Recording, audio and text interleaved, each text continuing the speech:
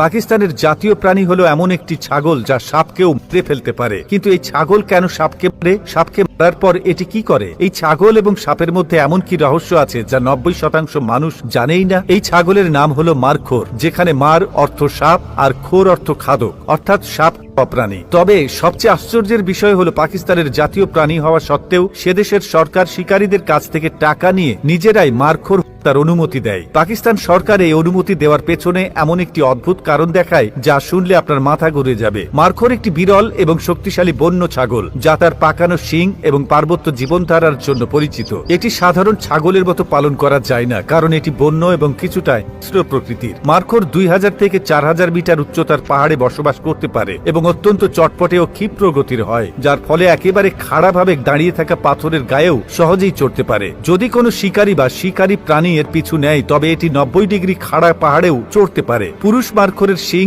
3 foot পর্যন্ত লম্বা হতে পারে, যেখানে মাদার শিং মাত্র 12 থেকে 15 ইঞ্চি পর্যন্ত বড় হয়। এখন প্রশ্ন হলো, মারখোর কি সত্যিই সাপকে মেরে ফেলে? মারখোরকে নিয়ে অনেক লোককথা এবং বিশ্বাস প্রচলিত আছে। বলা হয় যে এটি উঁচু পাহাড়ে সাপ মেরে ফেলে এবং পরে সাপটিকে খেয়ে ফেলে, কিন্তু বাস্তব সত্য হলো বিজ্ঞানীদের মতে মারখোর পুরোপুরি নিরামিষভোজী। এটি শুধু ঘাস, পাতা এবং পাহাড়ি উদ্ভিদই খায়। তবে এর পাকানো শিং অনেকটা সাপের মতো দেখতে হওয়ার কারণে মানুষ মনে করত যে এটি সাপ ফেলে এবং ফেলে। কিন্তু সবচেয়ে বড় প্রশ্ন হলো, পাকিস্তান সরকার কেন নিজের জাতীয় প্রাণী মারখোর হত্যার অনুমতি দেয়? আসলে পাকিস্তানের ট্রফি হান্টিং পারমিট নামক একটি নীতি রয়েছে, যার আওতায় ধনী বিদেশি শিকারীরা কোটি কোটি টাকা দিয়ে মারখোর শিকারের অনুমতি নিয়ে নেয়। এই পারমিট সরকার নিলামের মাধ্যমে বিক্রি করে। একটি মারখোর মারার জন্য শিকারীকে $1 লাখ থেকে $1.5 লাখ, অর্থাৎ 1 থেকে 1.25 কোটি ভারতীয়